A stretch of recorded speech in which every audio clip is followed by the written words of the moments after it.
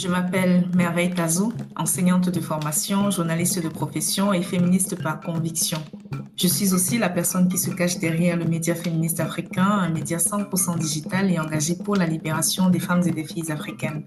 En 2023, avec le soutien de l'African Women's Development Fund, AWDF, j'ai participé aux côtés de 38 autres femmes à la rédaction du dictionnaire libre et créatif du féminisme africain. Dans ce podcast, accompagné de Karine, une militante féministe béninoise, on vous amène à la découverte de cet outil puissant et de quelques autrices ayant contribué à sa rédaction. Bonjour Karine. Bonjour Merveille, bonjour à toutes les auditrices et à tous les auditeurs. Aujourd'hui, nous sommes avec Lydia pour parler d'avortement.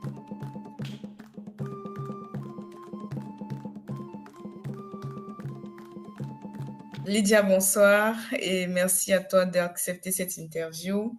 Est-ce que tu peux juste te présenter et dire à celles et ceux qui nous écoutent qui tu es et ta définition à toi du féminisme et du féminisme africain plus précisément?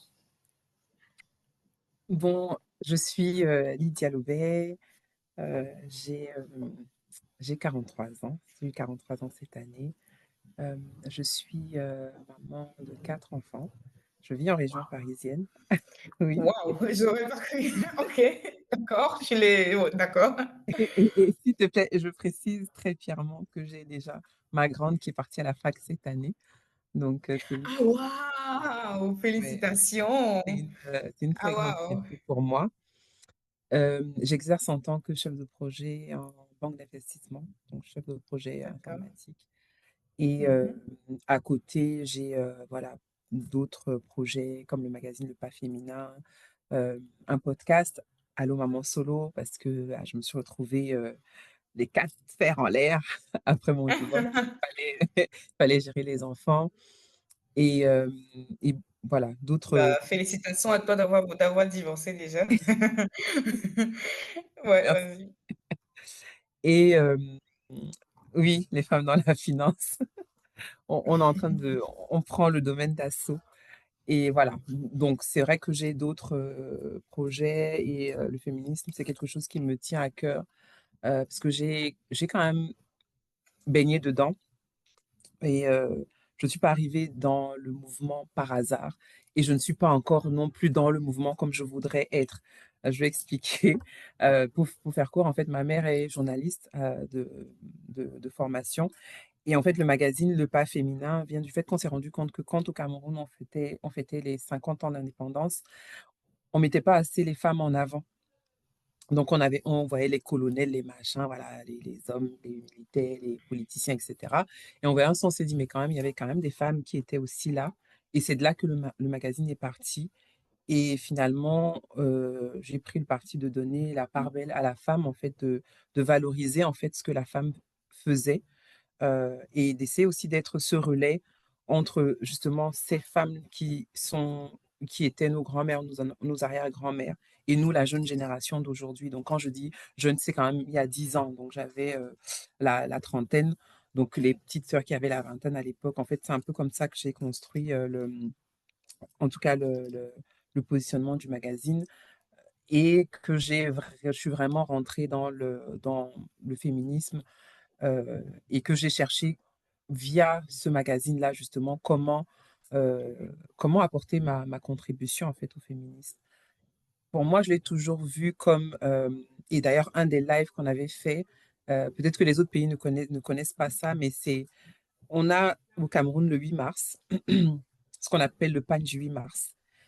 Et moi, au départ, j'étais contre ce pagne parce que je trouvais que c'était, en tout cas, ce que les femmes en avaient fait, voilà, je me reconnaissais pas dedans. Je me reconnaissais pas parce que c'est passé dans l'excès, le fait de boire, le fait voilà, de se dénuder, le fait de.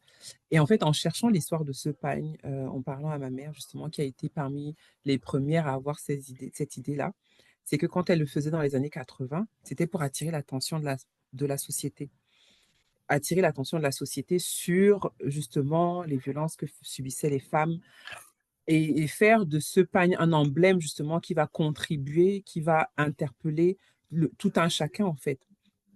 Et donc, j'ai compris ce pagne, j'ai compris pourquoi il a été mis en place Et finalement, j'ai adhéré, entre guillemets, à la symbolique derrière, pas forcément à ce qu'il est devenu. Et en approfondissant en tout cas mes connaissances et voilà, et en affinant en tout cas, j'aime à dire en maturant, je me suis rendu compte que ce pagne était aussi quelque part signe de liberté finalement. Parce que ces femmes-là qui bah, se déshabillent, pas qu'elles se déshabillent, mais elles le soulèvent, elles boivent, elles sortent, en fait, c'était aussi une expression de leur liberté. Et finalement, le, évidemment, on reste sans les excès, hein, restons dans le cadre bien normé. Et finalement, le féminisme, pour moi, à la fin de la journée, c'est cette liberté-là. C'est comme ça que je l'ai vécu, c'est comme ça que je le vis et c'est comme ça que je le conçois. Donc, à partir du moment où il y a une privation de liberté de la femme, je considère que on est contre la femme, donc on n'est pas féministe. Et pour la femme africaine, en fait, ça revêt encore plus parce que on doit se, on est vraiment à la jonction de plusieurs choses.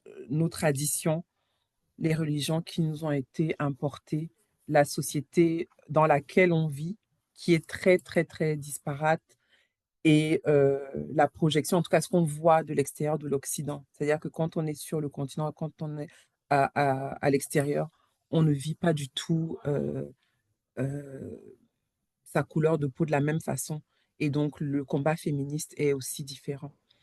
Donc, c'est Ben, tout ça, mhm. effectivement, qui fait que je me suis décidée à m'engager par l'écriture, parce que ça aussi était une question pour moi. Comment je fais? Je regarde beaucoup ce qui se passe sur le continent, mais je suis ici. Et je me sentais pas forcément, je vais pas dire concernée, mais vraiment, mon cœur était vraiment porté sur le féminisme, sur le continent, plus que ici. Bon, moi, je suis en France, hein. Je Mhm. participe à des événements. Voilà, voilà, je trouve que les choses sont quand même pas mal avancées ici. Et mon corps était beaucoup plus porté sur ce qui se passe en Afrique. Et c'est pour ça que voilà, le pas féminin, c'est aussi ma contribution finalement au féminisme, pardon, et le fait d'avoir rencontré justement, d'avoir eu l'opportunité en tout cas de participer à cet atelier-là, c'est aussi parce que je cherchais comment je fais parce que je ne Mhm. peux pas être sur le terrain, mais du coup, j'ai pas Mhm. pu et je peux l'utiliser. D'accord. Ben, Ok. j'espère qu'on va pouvoir revenir là-dessus et Mm. approfondir. Mais Mhm. moi, je veux déjà réagir. C'était une longue définition du féminisme Oui, finalement. c'est Mais c'est vrai. très bien parce que tu as pris des exemples concrets. En tout cas, un exemple, moi, qui m'a parlé, en tout cas, c'était celui du 8 mars au Cameroun. Parce que Mm. pour la petite histoire, je suis née le 8 mars. Je suis née en Waouh. 8 mars en tout cas et je déteste cette date. Je déteste Ok. cette Ah, date parce non. que, oui, non, je déteste mon anniversaire, déjà parce que je suis Mm. introvertie et que j'aime pas trop être tout ce Les qui me ramène célébrations. au Mm. centre et les célébrations aussi parce que voilà, ça me plombe mon énergie. Mais surtout aussi à cause de ce que tu as raconté, Lydia, c'est étrange parce que une des raisons pour lesquelles je déteste le 8 mars, c'est que quand j'étais petite, on me disait toujours c'est bien, comme ça tu vas fêter ton anniversaire et tu vas aussi fêter le 8 mars. Donc ça te fait une double célébration. Sauf que quand moi je voyais les célébrations des femmes autour de moi, ça ne m'inspirait rien de bon. Je détestais ça. Je détestais déjà le fait que ce soit que ce jour-là que les femmes ont le droit de faire ce qu'elles veulent. Et je détestais encore plus le fait qu'elles se saoulent et que parfois on les retrouve dans des caniveaux et tout. Et moi, Ouais. je déteste le 8 mars. Les Donc, excès. mais je pense que ce que tu as dit, en fait, ça me permet de voir ça d'un autre angle, en fait, de voir d'où Mm. vient le pagne et de voir aussi, en fait, ces célébrations-là d'un autre œil, en fait, de voir que C'est bah, ça. finalement, en fait, peut-être c'est une victoire que déjà elle puisse partir de, voilà, on n'a pas le droit, Leur on a le droit quotidien. à rien du tout, on a le Oui, droit déjà même en fait de s'exprimer comme on veut ce jour-là. C'est ça. oui. Et Ah, j'avais aussi ça, c'est-à-dire que j'étais aussi comme toi, hein, je me disais, mais célébrer la femme, on n'est pas une maladie. Il y a la journée du cancer, il y a la journée du sida, et pourquoi la journée de la femme, Ouais. être une femme, c'est pas une maladie. Mais en fait, voilà, en cheminant dans cette idéologie-là, en commençant à faire les recherches sur les femmes, je me suis rendu compte que non, en fait, il fallait vraiment que ce jour-là, ils ont choisi le 8 mars, ça aurait pu être n'importe quel jour, mais il fallait vraiment que ce jour-là sonne comme un rappel, en fait. Et à Mhm. partir du moment où je me suis dit, OK, c'est un rappel, en fait, ma définition va peut-être pas correspondre à toutes, mais moi, je reste sur j'apprivoise finalement cette journée-là en me disant, OK, c'est une journée de rappel, en fait. Je Hmm. sors du côté négatif. C'est pour ça que je dis, attention, je ne parle pas des excès, mais je considère aussi que finalement, ce jour-là, quand je vois les femmes qui sortent, c'est que finalement, dans l'année, c'est en tout cas celles qui sortent, parce qu'il y a bien deux catégories, hein. C'est celles qui font le ménage chez les gens, c'est celles qui gardent les enfants des gens, c'est celles qui, elles sont encore dans des situations compliquées. Et ce jour-là, elles s'octroient le droit d'aller faire les folles. Ouais. Et finalement, donner cette liberté aux femmes aussi, c'est aussi être féministe. C'est pour ça que je disais, j'ai regardé finalement en entendant cette histoire-là de ma mère, ce jour-là différemment. Et j'ai appris à l'apprivoiser et j'ai appris que ben, peut-être qu'elles vont continuer à faire leurs excès, mais moi, mon devoir, c'est de continuer à faire de cette journée aussi un rappel. Tu vois un peu. Hmm. Et c'est ce qui s'est passé en fait en cheminant, en tout cas dans Mhm. le film, en tout cas pour moi. En plus, de toutes les façons, c'est une journée de rappel. Il faut se penser à toutes ces ouvrières russes. Euh, c'est parce qu'elles ont été rebelles, c'est parce qu'elles sont sorties dans les rues, elles ont quitté les usines, elles ont demandé plus qu'on a le 8 mars, même si les choses ne vont pas comme on veut, c'est parce qu'elles, elles ont osé. Donc, Merveille, il Cheminer. faut commencer à aimer ton anniversaire, rien que pour elle. C'est pas évident, mais je Merci la beaucoup, comprends. Moi, ça, Lydia. c'est un chemin que j'ai fait, en tout cas. Oui, merci beaucoup, Lydia. Ta présentation est originale. Je pense que Merveille va être d'accord avec moi et j'aime beaucoup.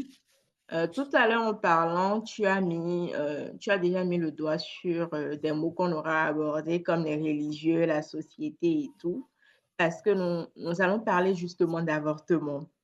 Et tu Hmm. sais tout ce que ça représente de parler avortement sur notre continent africain et pire encore quand tu es noire africaine.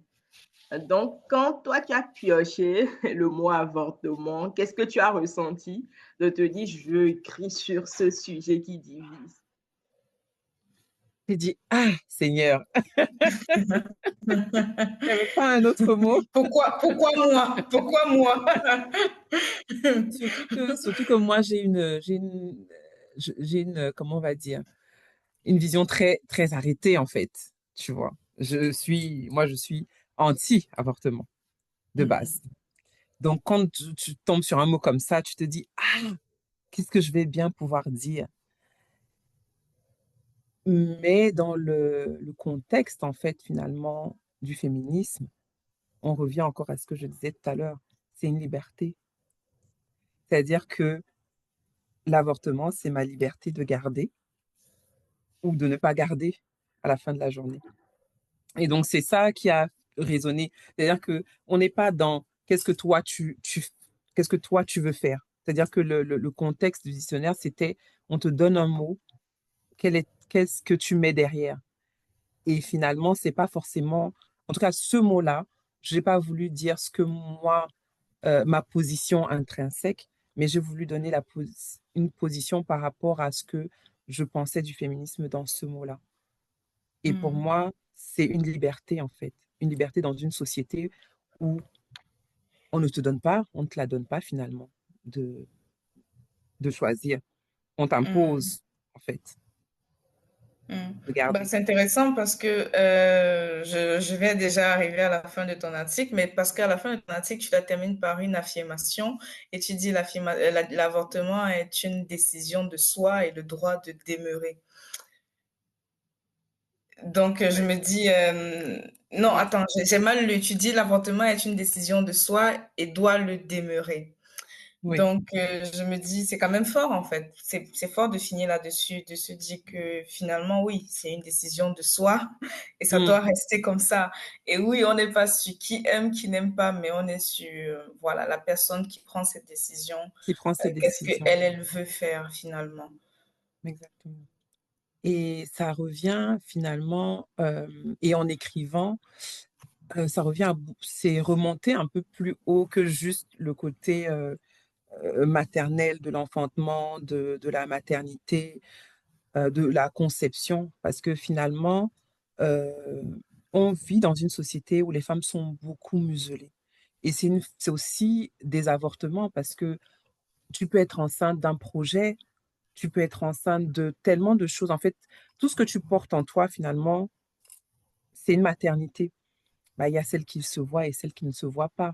Et le fait d'être femme, des fois, on te fait avorter parce que la société ne t'autorise pas à peut-être écrire un livre, à aller, je sais pas moi, courir un 100 mètres, parce que, allez, il est l'heure d'avoir les enfants. Si tu veux avoir tes enfants un peu plus tard, tu peux pas. Donc finalement, ce n'est plus les femmes qui décident de ce qu'elles veulent, c'est la société qui leur impose. Donc c'est vrai que en écrivant, j'étais aussi sortie de là parce que je me suis rendu compte que, mais en fait, on parlait d'avoir, de concevoir quelque chose en soi, mais c'est pas juste la maternité, c'est plus que ça. Et c'est pour ça que je disais Mhm. qu'à la fin de la journée, on dit ce qu'on veut, mais c'est une décision d'être, en fait, finalement. Mhm. D'être, Ouais. la décision d'être mère ou pas. Mhm. Et ça doit rester le choix entier d'une femme, complètement décorrélé de tout ce qu'il y a autour d'elle, en fait. Ça doit venir de l'intérieur. Moi, je trouvais ton texte super différent, en tout cas, de ce qu'on a, des participantes, des co-écrivaines qu'on a reçues dans le podcast, parce que ton texte, c'est vraiment une conversation de soi à toi. Je trouvais ça assez poétique. En même temps, j'ai dû faire un petit effort quand même de compréhension. De compréhension, oui. Est-ce que tu veux expliquer pourquoi tu as fait ce choix-là, en fait, de parler de soi à toi?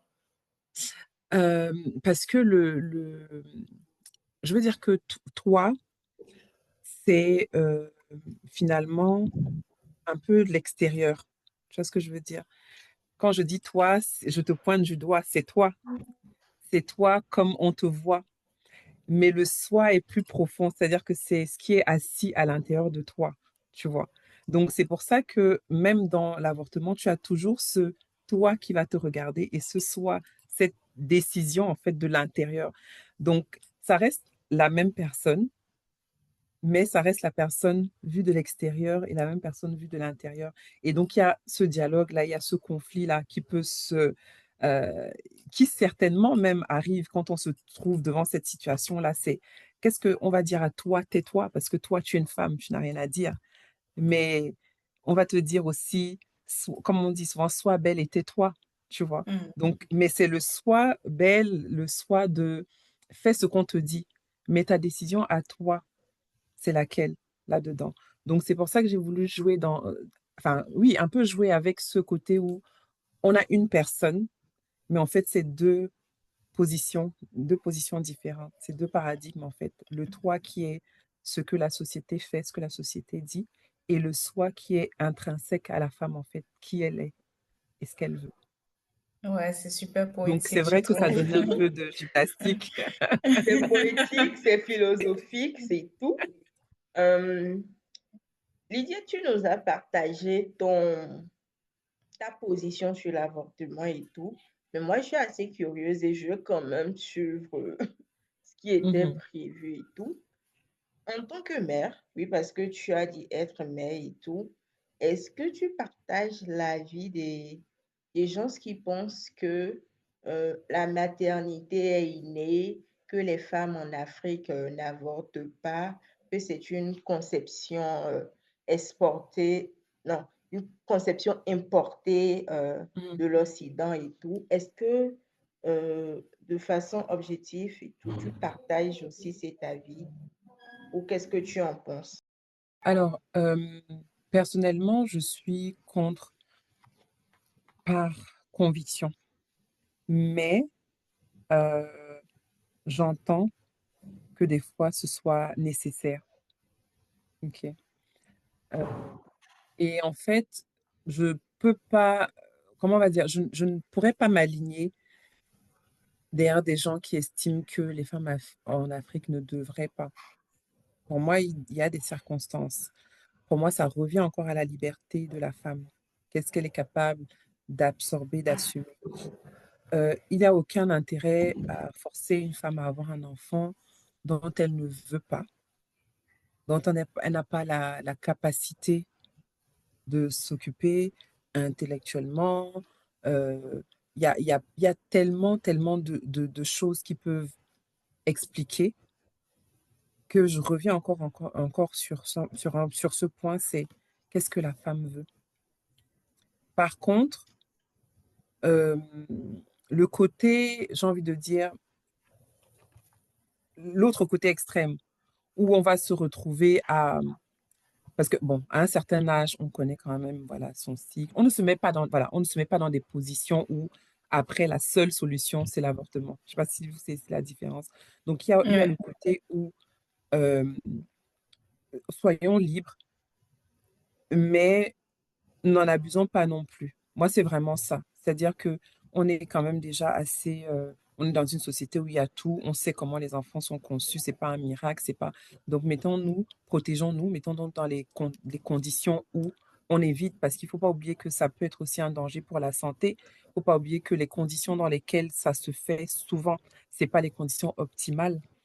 Mais Maintenant, oui, moi, je me dis que, je sais pas, parce que tout le monde n'a pas le même niveau d'éducation, tout le monde n'a pas le même niveau de connaissance aussi. Et il existe des sociétés où la contraception, tout simplement, bah, n'est pas super accessible. En Afrique, je pense Chez que nous, il ne faut même ça pas dire existe des encore sociétés. aujourd'hui. Et donc, parfois, l'avortement devient malheureusement un moyen de contraception, c'est-à-dire tu as un mari, tu as un homme avec qui tu es et qui ne veut pas comprendre que là, tu es, par exemple, en période où en si tu ne veux période, pas oui, d'enfant, vous devez vous abstenir. Et donc, voilà, il te met la pression et tu cèdes. Et tu n'as pas de moyen de contraception et donc tu tombes enceinte, Ou finalement, ils tu ne veux refusent pas cet carrément. enfant-là Ils refusent. ou il refuse carrément et donc tu conçois cet enfant-là, mais tu n'en veux pas pour n'en X ou veux pas. Y raison. Mhm. Et donc finalement, la contraception devient parfois, malheureusement, un moyen, Ah qu'est-ce que oui, je dis, ouais. Oui, l'avortement, l'avortement oui. devient malheureusement un moyen de contraception. Et donc, moi, je pense que les paramètres sont tellement compliqués et Complexe. divers Est-ce qu'il que ça faudrait tout devient simplement vraiment un sortir moyen de que... contraception, mais ça devient le seul recours, je dirais. Ça Oui, devient ça, le seul alors c'est recours. pas contraception dans le sens Ouais. où contraception, Ouais, ça c'est ça, oui, s'impose c'est ça, oui. avant, Ouais, c'est mais ça. effectivement, c'est le seul, ouais, si c'est Ça le devient seul Ça la seule devient ton format, solution, en recours, fait. en fait. voilà. Oui, Sans oublier que l'éducation à la sexualité, ce n'est pas la chose la mieux la partagée mieux sur partagée, notre continent on est et d'accord. que euh, si on doit faire un micro-trottoir et qu'on trouve 10 personnes dans la rue et qu'on leur demande si leurs parents ont déjà parlé de sexualité avec eux, c'est pas évident qu'on trouve deux qui Hmm, nous disent oui. oui, hmm, clairement. Et il faut pas aussi oublier, vous me faites penser en parlant de ça, toutes les deux, c'est que effectivement, le fait de ne pas avoir cette éducation-là fait qu'on a aussi recours à l'avortement parce que ben on va avoir, il y a cette honte-là d'être, voilà. Là, on a parlé du cas des femmes qui sont mariées. Il y a aussi le cas des femmes qui sont pas mariées. Et ben, des fois, on se retrouve peut-être que ce soit à la fac, que ce soit, voilà, le fait d'être mère seule est vraiment encore très mal vu dans notre société. Et du coup, effectivement, il peut y avoir des femmes qui ont, en tout cas, les jeunes filles qui peuvent avoir recours à ça parce que il y a la honte, en fait, honte pour la famille, honte, voilà. Donc, effectivement, les cas sont très divers Oui. et variés. Donc, c'est assez, Et, assez compliqué. Mm. oui. Et en plus, tout à l'heure, tu parlais des conditions d'accès euh, à l'avortement, au service d'avortement. Il faut aussi signifier que s'il arrive que ce soit fait dans des conditions drastiques et autres, c'est parce que justement nos États, pour la plupart, euh, font de la répression contre le corps des femmes en ne rendant pas cela libre comme un soin de santé, parce qu'il y a quand même des études qui montrent que un soin d'avortement sécurisé est présente moins de risques même qu'une grossesse menée à terme. Donc, en gros, il faut reconnaître la responsabilité de nos États dans les avortements clandestins, dans Mm, les décès suite à des avortements Sur des clandestins et avortements. tout. Mhm, mm. Et je pense qu'aujourd'hui, Ce avec côté-là, toutes c'est les vrai lois, que... c'est mm. ce qui est, c'est ce que le protocole de Maputo et autres défend aujourd'hui.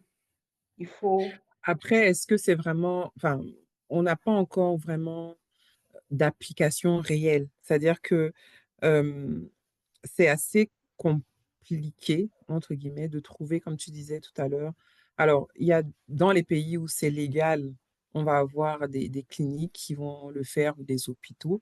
Et les hôpitaux, je ne pense même pas, je suis pas sûre, mais normalement, il devrait y avoir. Mais quel est le coût d'accès aussi? C'est- Oui. Mhm. Nous, je sais que des fois, rien que juste pour une consultation, il te faut déjà avoir un carnet, donc, financièrement, pour avoir accès à l'hôpital, même déjà, c'est compliqué. Donc, c'est déjà un premier frein. Braver en plus euh, le regard des gens enfin, quand je dis des gens, je parle du personnel soignant Mhm. Mhm. qui a des attitudes vraiment. Donc, voilà, ça fait qu'il y a trop, trop de freins. C'est-à-dire que même au-delà d'aller en se disant, voilà, on a lutté pour ça, c'est en place, il y a la loi, tu as le droit. En Dans effet. l'application au quotidien, En c'est effet. c'est compliqué. C'est Ouais. Et compliqué. puis moi, je n'en sais rien du tout, mais je pense que j'ai écouté une fois une femme qui disait que prendre la décision d'avorter n'est jamais facile pour une femme. Encore une fois, je n'en sais rien, mais je reprends cette parole que j'avais entendue. Et donc, de devoir prendre déjà cette décision-là et de devoir encore parcourir le chemin que ça demande pour pouvoir y accéder, enfin, c'est deux fois, c'est une double peine, quoi. Mm, mm, Tout à clairement. fait. Et on doit tenir responsable le gouvernement. Il ne faut jamais oublier. Ouais, moi, je pense Oui, qu'on non, doit mais pas c'est vrai, hein, changer. c'est vrai. Après, il faut, enfin, alors, je suis d'accord, on doit comment on dit ça? On doit les tenir responsables, mais de l'autre côté, on doit aussi, nous-mêmes, femmes, être responsables parce que nous ne sommes pas assez présentes justement dans ces gouvernements-là. Et un des volets d'engagement qu'on devrait avoir, c'est de s'engager dans la politique parce que Mm, finalement, c'est là-bas que les lois sont votées, c'est là-bas que les décisions, c'est là-bas qu'il y a du poids. Et ce ne sont pas les hommes qui vont le faire pour nous. Ce ne sont pas les hommes qui vont aller dire oui, voilà, on va mettre. Et même pas parce qu'ils sont méchants ou quoi qu'est-ce, hein, mais c'est juste que ce pas des préoccupations Ils sont méchants. qui les concernent, en fait. Non, non, non, mais tu as compris ce que je veux dire. C'est-à-dire que il y a ce côté où c'est juste, voilà, c'est pas leur, c'est pas dans leur tête, entre guillemets. C'est-à-dire que là, on est en train de parler des frais d'accès aux soins. Je suis pas sûre que, à moins que ce soit quelqu'un qui a été confronté à ça, ce soit une préoccupation pour lui, en fait, d'aller porter ce genre de message, d'aller porter ce genre de totalement. combat. Et quand il va arriver devant les autres, il va dire, c'est pour l'avortement, on va le regarder, mais toi, enfin, quel est ton problème pour... Tu vois un peu? Donc, il y a Mm, les gouvernements qui sont en place, mais il y a aussi notre responsabilité. Et pour ça, on n'a même pas besoin d'être féministe, en fait. Il y a juste mm, besoin d'avoir des femmes qui comprennent, en fait, les causes des femmes et qui les mm. portent dans les instances de décision, finalement. Merci. C'est un peu pour Ouais. partager. Il ne nous reste plus beaucoup de temps là, à peu Je près sais. 1 minute et demie. Est-ce que tu pourrais dire ton mot de la fin aux femmes en fait qui nous écoutent tout simplement ou aux personnes qui écoutent cet épisode? Euh, alors, aux personnes de façon générale, hein, euh, comme m'a dit Chimamanda, on devrait tous être féministes en fait, parce que c'est d'abord une question de liberté et ce n'est pas juste la liberté des uns, c'est la liberté de tout le monde. Donc tout le monde doit être concerné parce qu'on a tous des fils qui vont aller épouser des filles, on a tous des filles qui vont aller épouser des hommes, etc. Donc, si on veut une société harmonieuse, il faut qu'on prenne le parti d'élever nos enfants différemment, de les faire grandir dans une société différente. Et hommes comme femmes, filles comme garçons, en fait. De faire les choses Merci. différemment. Merci Voilà. beaucoup, Merci Lydia. Lydia. Et Merci à la beaucoup. prochaine.